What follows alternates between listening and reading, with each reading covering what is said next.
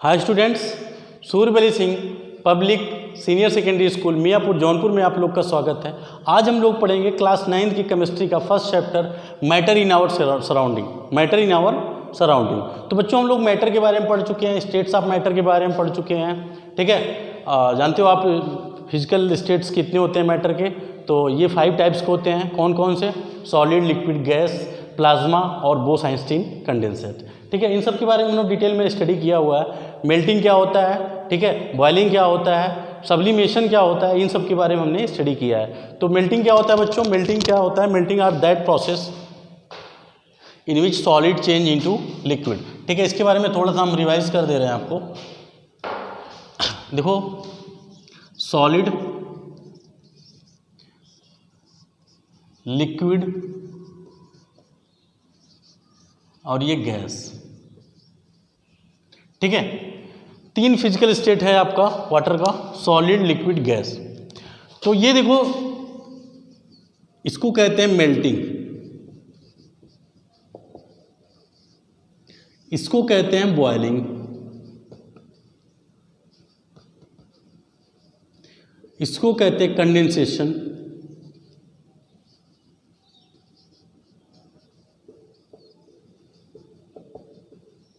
इसको कहते हैं फ्रीजिंग और इसको कहते हैं सब्लिमेशन। अब देखो, सबका डिफिनीशन मैं आपको बता रहा हूं। आपको बहुत ज़्यादा रटना नहीं है, बस इस फिगर को समझना है, इस फिगर को समझना है। ठीक है, temperature, change in temperature, what is the effect of physical state of matter. अगर हम टेम्परेचर में चेंजिंग करते हैं तो जो मैटर का फिजिकल स्टेट होता है उस पर क्या अफेक्ट होता है। ठीक है, ये देखना है। देखो, सॉलिड है, सॉलिड से किस में जा रहा है? लिक्विड में। इसको कहते हैं मेल्टिंग। जब कोई सब्सटेंस सॉलिड से लिक्विड में चेंज हो जाए उसको क्या कहेंगे? मेल्टिंग कहेंगे। बॉइलिंग क्या होगा?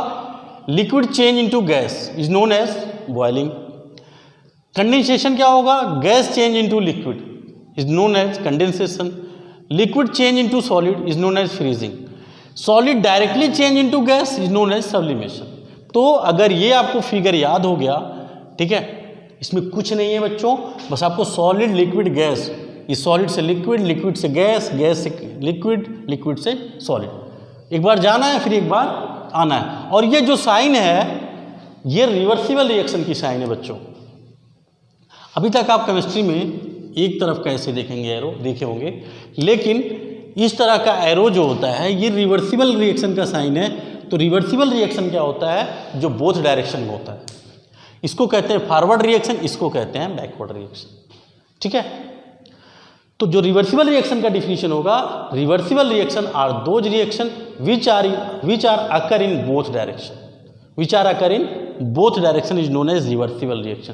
देखो, सॉलिड से लिक्विड बन रहा है और लिक्विड से सॉलिड बन जा रहा है, इसका मतलब ये रिवर्सिबल रिएक्शन है, इसका मतलब ये रिवर्सिबल रिएक्शन है। ठीक है, तो देखो, अगर आपसे कोई पूछता है व्हाट इज मेल्टिंग, तो melting are that process. Melting क्या होता है? एक प्रोसेस होता है जिसके अंतर्गत क्या होता है? सॉलिड किस में चेंज हो जाता है? देखो, सॉलिड लिक्विड में चेंज होता है। तो सॉलिड से लिक्विड में चेंज होने का जो प्रोसेस होता है उसको मेल्टिंग कहते हैं। लिक्विड से गैस में जो चेंज होने का प्रोसेस होता है उसको बॉइलिंग कहते हैं। जो गैस से लिक्विड में चेंज होने का जो प्रोसेस होता है उसको कंडेंसेशन कहते हैं। और जो लिक्विड से सॉलिड में चेंज होने का जो प्रोसेस होता है उसको फ्रीजिंग कहते हैं। ठीक है, और जो सॉलिड से डायरेक्टली चेंज होता है गैस में उसको सब्लिमेशन कहते हैं। तो मेल्टिंग क्या है? Melting are that process in which solid change into liquid, in which solid change into liquid, ठीक है, is known as melting. Boiling are that process in which liquid change into gas is known as boiling. Condensation are that process in which gas change into liquid, gas change into liquid. Condensation वो process होता है जिससे gas किस में change हो जाता है? Liquid में चेंज होता है, और उस प्रोसेस को कंडेंसेशन कहते हैं। फ्रीजिंग क्या होता है? Freezing are that process in which liquid change into solid. ठीक है, तो ये फ्रीजिंग का। अब सब्लिमेशन क्या होता है? देखो, सब्लिमेशन में क्या होता है? जो सॉलिड डायरेक्टली गैस में चेंज हो जाता है। ठीक है, तो sublimation are that process in which solid directly change into gas is known as sublimation. Sublimation का एग्जांपल पता है आपको? कैम्फर, ठीक है, अमोनियम क्लोराइड, ये सबको क्या करो, अगर ये सॉलिड होते हैं इनको ये डायरेक्ट गैस में चेंज हो जाते हैं, कैंफर को आप जलाते हो तो ये किस में होता है, गैस में डायरेक्टली क्या होते हैं, चेंज हो जाते हैं। ऐसा नहीं होता कि पहले लिक्विड में जाता है फिर गैस, नहीं, डायरेक्टली चेंज हो जाता है।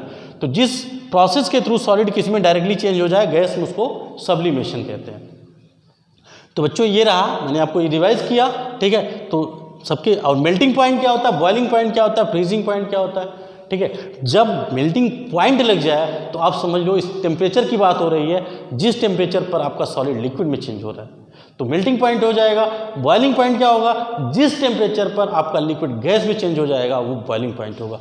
डिफरेंस क्या हो रहा है, पॉइंट लगने पर, मेल्टिंग पॉइंट लगने पर वो टेम्परेचर, उस टेम्परेचर पर जिस पर सॉलिड क्या हो जा रहा है, लिक्विड में चेंज हो जा रहा है, उसको मेल्टिंग पॉइंट कहते हैं। तो मेल्टिंग पॉइंट का डिफिनेशन क्या हो जाएगा, melting point are that temperature at which solid change into liquid is known as melting point. Boiling point क्या होगा, boiling point are that temperature at which liquid change into gas, ठीक है। Freezing point क्या होगा, freezing point are that temperature at which liquid change into solid, ठीक है। तो point लग जाएगा तो क्या बताओगे, डेफिनिट टेम्परेचर होता है जिस टेम्परेचर पर कोई भी सॉलिड लिक्विड में चेंज हो जाता है, ठीक है। और लिक्विड क्या होता है, गैस में चलता। अब हम बच्चों इवेपोरेशन की बात करेंगे। तो इवेपोरेशन क्या होता है, evaporation are that process, evaporation में लिक्विड जो होता है वो वेपर में चेंज हो जाता है या गैस में चेंज होता है। अब आप कहोगे ये प्रोसेस तो इसमें होता है, बॉइलिंग में होता है, तो दोनों में डिफरेंस क्या है, दोनों में डिफरेंस बच्चों मैं आपको प्रैक्टिकल एग्जांपल देता हूं। जैसे आप वाटर उसको हीट करते हो तो ये कहते हो कि वाटर इवेपोरेट हो रहा है, आप ये कहते हो कि वाटर बॉयल कर रहा है, वाटर क्या कर रहे हैं, बॉयल कर रहे हैं, जिसका मतलब हम बॉइलिंग करते हैं। और कपड़ा सुखाते हो तो कभी ये कहते हो मैं कपड़ा बॉयल कर रहा हूँ, नहीं, ठीक है। जो कपड़ा सुखाते हो वो इवेपोरेशन के थ्रू, उसका वहाँ पे क्या होता है, इवेपोरेशन होता है। और जो आप वाटर को क्या करते हो, बॉयल करते हो, तो वहाँ पे बॉइलिंग प्रोसेस होता है। प्रोसेस तो दोनों का सेम है, liquid change into vapour, liquid change into vapour, लेकिन डिफरेंस क्या है, ये फिक्स टेम्परेचर पर होता है। जैसे वाटर का बॉइलिंग पॉइंट कितना होता है, 100 डिग्री सेंटीग्रेड, लेकिन जो आप कपड़ा सुखाते हो ऐसा उसका फिक्स टेम्परेचर नहीं है, किसी भी टेम्परेचर पर आप कपड़ा डाल देते हो तो वो सूख जाता है। अब ये बात की बात है कि टेम्परेचर कितना है, ज़्यादा है, कम है, ठीक है, कि यहाँ पे ह्यूमिडिटी है, ये सब मैटर करता है। ये फैक्टर हैं which are depend on evaporation, जिस पर इवेपोरेशन क्या करता है, डिपेंड करता है। तो उसकी बात करेंगे हम। तो सबसे पहले ये जान लेते हैं बॉइलिंग और इवेपोरेशन में डिफरेंस क्या है। तो बॉइलिंग जो होता है बच्चों, ये लिक्विड से गैस में जो चेंज होता है डेफिनिट टेम्परेचर पर, एक निश्चित टेम्परेचर पर चेंज होता है, लेकिन ये एनी टेम्परेचर पर होता है, ये किसी भी टेम्परेचर पर होता है। और ये एक स्लो प्रोसेस होता है, सॉरी ये फास्ट प्रोसेस होता है। जो बॉइलिंग होता है, आप देखो जब चेंज, आप क्या करो, वाटर को जब हीट करते हो या बॉयल करते हो तो थोड़ी समय में बाद पूरा क्या, जो वाटर अगर इतना लियो, अगर ज़्यादा देर तक उसको हीट करोगे तो क्या होगा, पूरा का पूरा वाटर आपका वेपर में चेंज हो जाएगा। लेकिन आप एकदम प्रैक्टिकली सोचो, जब आप कपड़े सुखाते हो क्या बहुत जल्दी कपड़ा सूख जाता है, नहीं, कपड़ा जो सूखता है ये बहुत स्लो प्रोसेस होता है, ठीक है। जो आपका क्लॉथ होता है उसमें वाटर के पार्टिकल्स प्रेजेंट होते हैं, ऐसा नहीं कि वाटर बहुत ज़्यादा मात्रा में प्रेजेंट होता है, लेकिन फिर भी सोचो उतने ही वाटर के पार्टिकल्स प्रेजेंट होते हैं, तब भी उसको सुखाने में उतना टाइम लग जाता है। तो रीज़न क्या है, रीज़न ये है कि इवेपोरेशन जो होता है ये स्लो प्रोसेस होता है और जो बॉइलिंग होता है ये फास्ट प्रोसेस होता है। तो इवेपोरेशन का डिफिनीशन क्या हो जाएगा बच्चों, evaporation are that process in which liquid change into vapour, liquid continuously change into vapour at any temperature, liquid continuously change into vapour at any temperature, किसी भी टेम्परेचर पर जो लिक्विड होता है लगातार वो वेपर में चेंज होता रहता है। लेकिन बॉइलिंग का डिफिनीशन क्या होता है, boiling are that process, boiling point का डिफिनीशन क्या होता है, boiling point are that temperature in which liquid change into gas. जो बॉइलिंग होता है एक निश्चित टेम्परेचर पर क्या होता है, लिक्विड से गैस में चेंज हो जाता है। It is a fast process, Tej process होता है, ये स्लो प्रोसेस होता है, ये डिफरेंस होता है। तो इवेपोरेशन समझ में आया, evaporation are that process in which liquid continuously change into vapour at any temperature, और ये एट ए फिक्स टेम्परेचर, ये डिफरेंस होता है, ठीक है। तो इवेपोरेशन का डिफिनीशन देख लेते हैं और उसके बाद उन फैक्टर की बात करते हैं जिस पे आपका इवेपोरेशन डिपेंड करता है। इवेपोरेशन जो रेट होता है वो डिपेंड करता है, ठीक है। तो इवेपोरेशन क्या होता है, evaporation are that process, evaporation are that process in which liquid continuously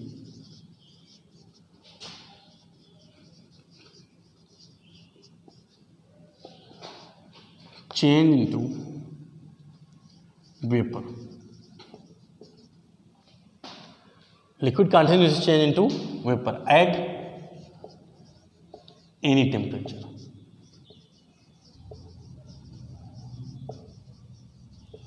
At any temperature. ठीक है, तो ये प्रोसेस, ये क्या होता है, इवेपोरेशन होता है. Evaporation are that process in which liquid continuously change into vapour at any temperature. ठीक है, अब कौन कौन से फैक्टर हैं जो इवेपोरेशन रेट को अफेक्ट करते हैं. तो मैं आपको प्रैक्टिकली एग्जांपल दूंगा, आपको बहुत अच्छी समझ में आएगा. देखो, जैसे आपका जो क्लॉथ है उसने उसने क्या किया, उसकी वॉशिंग की. जब उसको आप धूप में सुखाते हो, अगर धूप बहुत तेज है तो कपड़ा जल्दी सूख जाता है. इसका मतलब टेम्परेचर ज़्यादा होने के कारण इवेपोरेशन रेट जो होता है इंक्रीज हो जाता है. जब धूप तेज होने का मतलब ये हुआ टेम्परेचर ज़्यादा है, तो टेम्परेचर बढ़ने पर इवेपोरेशन रेट क्या हो जाता है, बढ़ जाता है. ठीक है, पहला फैक्टर हो गया.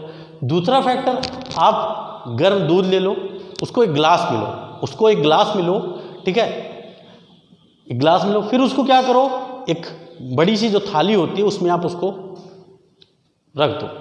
तो आप देखोगे जो गर्म दूध है, अमाउंट दोनों का सेम है. मान लो एक गिलास लिया हुआ है, एक थाली ली हुई है.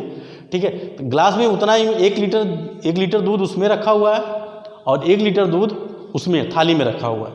ठीक है, तो आप देखोगे जो थाली वाला दूध होगा वो जल्दी ठंडा हो जाता है. क्यों होता है? क्योंकि उसका जो सरफेस एरिया होता है वो बढ़ जाता है. उसका जो सरफेस एरिया होता है, थाली का सरफेस एरिया ज़्यादा होता है और जो ग्लास का सरफेस एरिया वो कम. तो सरफेस एरिया बढ़ने के कारण उसको वो जल्दी ठंडा हो जाता है. ठंडा होने का मतलब ये हुआ वो जल्दी से इवेपोरेट हो जाता है.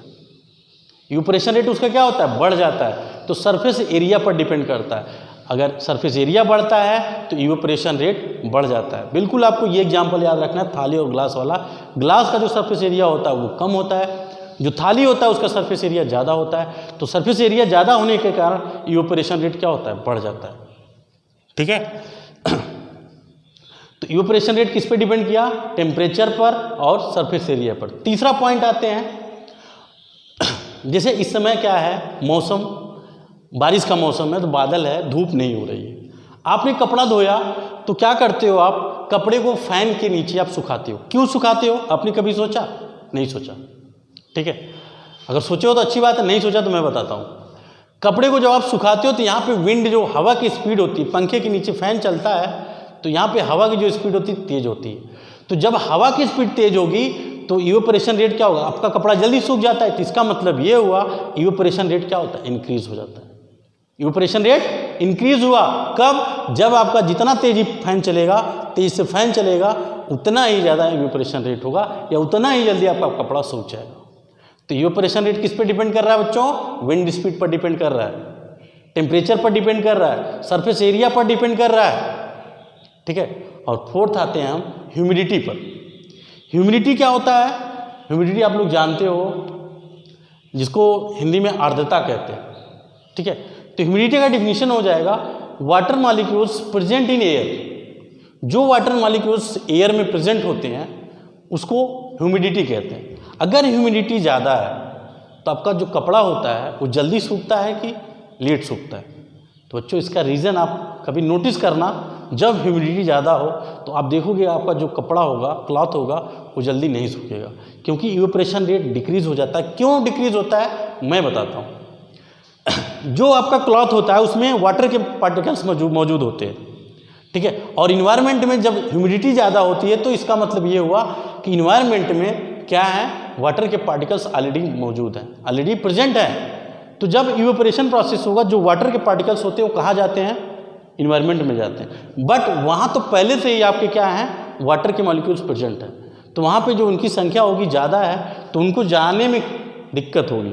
वहाँ जैसे मान लो जहाँ पे ज़्यादा लोग हैं वहाँ पे आपको कम जगह मिलेगा, तो वाटर के जो मॉलिक्यूल्स होंगे उनको ज़्यादा जगह नहीं मिलेगी, क्योंकि वहाँ पहले से ही मौजूद है, वाटर मॉलिक्यूल्स जो पहले से मौजूद है, और वो उतनी आसानी से नहीं जाएगा लेकिन उतनी आसानी से नहीं जाएगा, जिसके कारण क्या होता है, इवेपोरेशन रेट डिक्रीज हो जाता है। ह्यूमिडिटी इंक्रीज होने पर इवेपोरेशन रेट क्या होता है, डिक्रीज हो जाता है। तो मैंने ये एग्जांपल दिया आपको 4 फैक्टर जो इवेपोरेशन रेट को अफेक्ट करते हैं। कौन कौन से, बिल्कुल प्रैक्टिकली आपको एग्जाम्पल दिया जो आप डेली लाइफ में यूज़ करते हो, ठीक है। तो आप कभी नहीं मिलोगे विंड, जो फैन के नीचे जो क्लॉथ सुखाते हो, क्यों सुखाते हो, क्योंकि आप जान लो कि फैन के नीचे विंड स्पीड तेज होती है, तो विंड स्पीड अगर तेज होती है तो इवेपोरेशन रेट क्या होता है, इवेपोरेशन रेट बढ़ जाता है, इवेपोरेशन रेट बढ़ जाता है, ठीक है। दूसरा एग्जांपल मैंने दिया, दूध को, एक ½ लीटर दूध को एक गिलास में लो और एक थाली में लो, तो आप देखोगे क्या होगा, थाली में जो दूध रहेगा वो आसानी से ठंडा हो जाएगा। क्यों ठंडा हो जाएगा, क्योंकि इसका जो थाली का सरफेस एरिया होता है ज़्यादा होता है, सरफेस एरिया ज़्यादा होने के कारण इवेपोरेशन रेट इंक्रीज हो जाता है, ठीक है। तीसरा एग्जांपल मैंने धूप का दिया, अगर तेज धूप है तो इसका मतलब टेम्परेचर ज़्यादा है, टेम्परेचर ज़्यादा होने के कारण इवेपोरेशन रेट क्या होता है, इंक्रीज हो जाता है, ठीक है। तो हम देखेंगे factor affect on evaporation rate.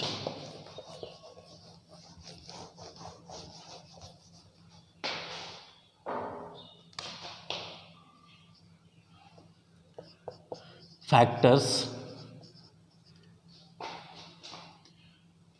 Affect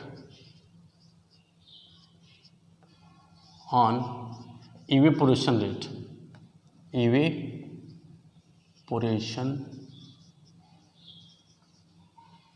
evaporation rate, ठीक है। पहला टेम्परेचर,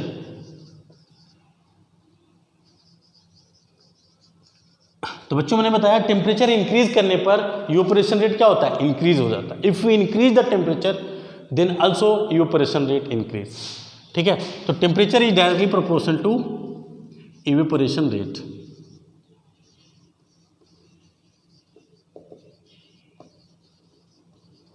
ठीक है, इवेपोरेशन रेट। सेकंड क्या होगा, सेकंड होगा आपका सरफेस एरिया,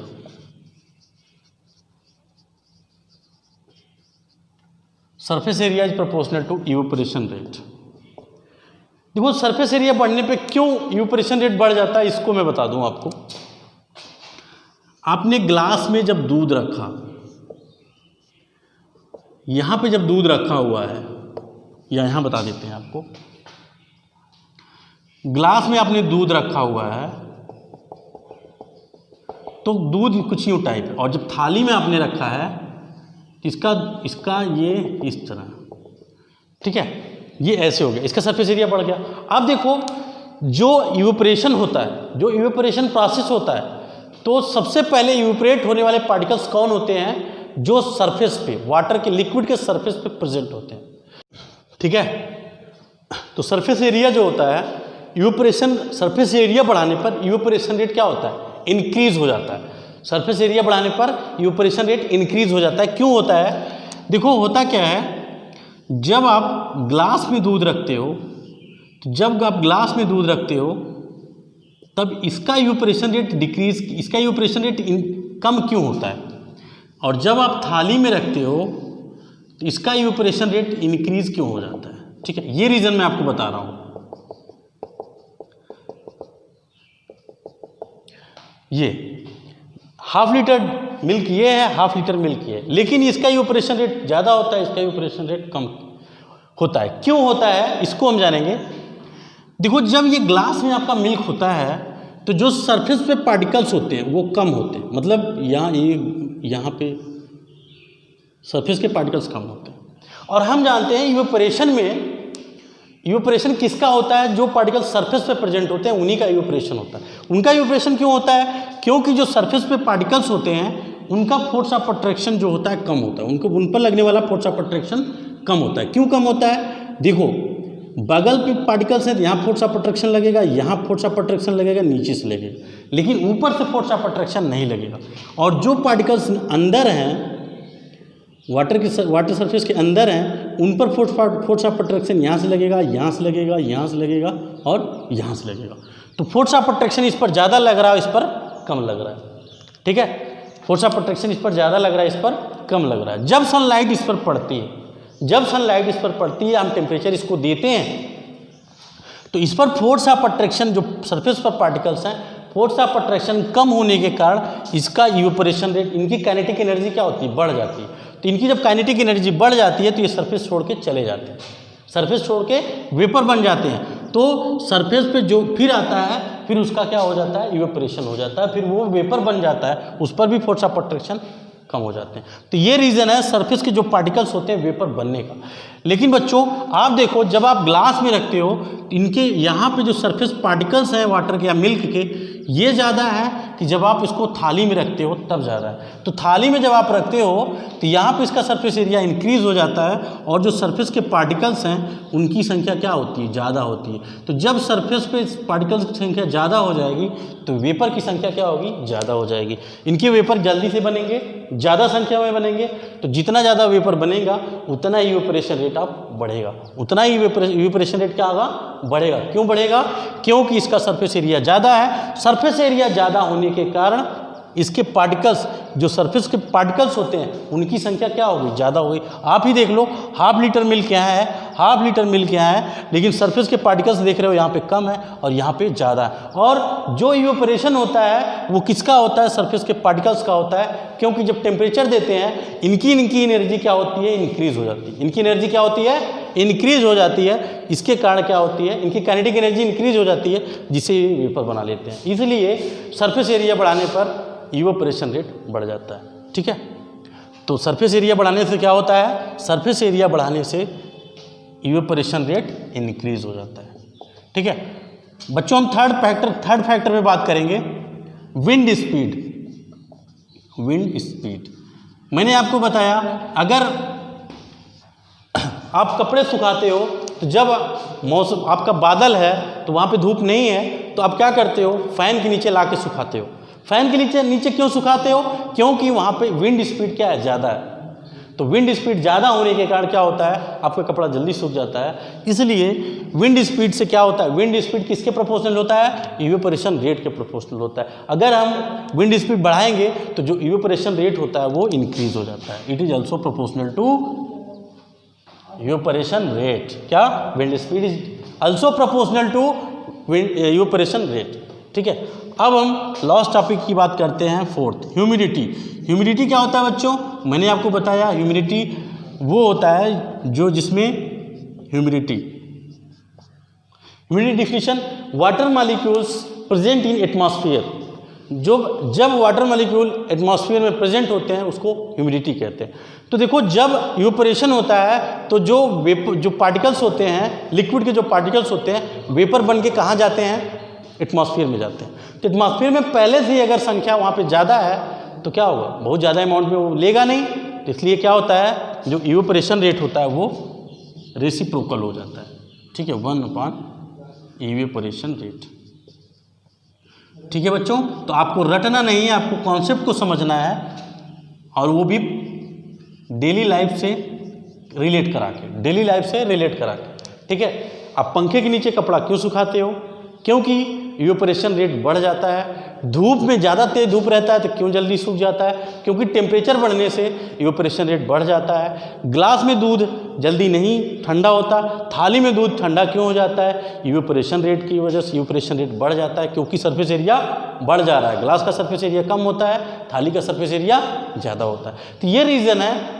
इवेपोरेशन का कारण, ठीक है। इवेपोरेशन रेट, ये फैक्टर्स हैं जो इवेपोरेशन को अफेक्ट करते हैं, ठीक है। कौन कौन से, पहला है टेम्परेचर क्या होता है, temperature is directly proportional to evaporation rate, surface area is directly proportional to evaporation rate, wind speed is directly proportional to evaporation rate, humidity is reciprocal of evaporation rate. मतलब अगर ह्यूमिडिटी ज़्यादा